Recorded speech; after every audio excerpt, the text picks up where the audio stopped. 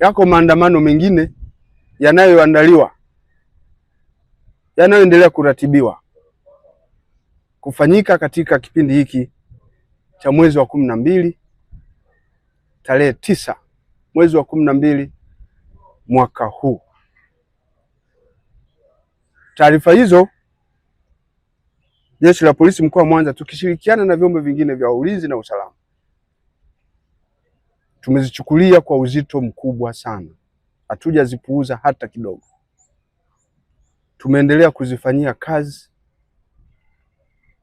kwa utulivu mkubwa, huku tukiendelea kuwabaini wale wote wanaojihusisha na uchochezi huo, ambapo tumefanya hivyo kupitia doria zetu mbalimbali na misako mbalimbali, na hivyo tumefikia ukamataji wa watuhumiwa katika maeneo mbalimbali ya mkoa wetu. Wako watuhumiwa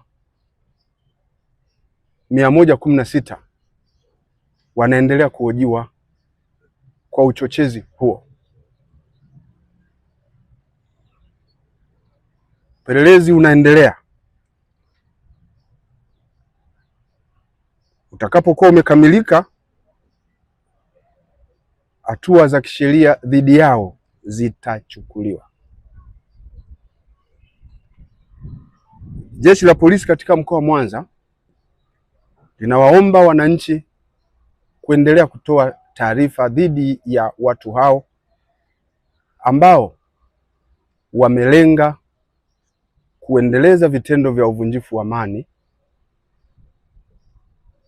wamelenga kusababisha kuondoka kwa utulivu na usalama katika mkoa wetu.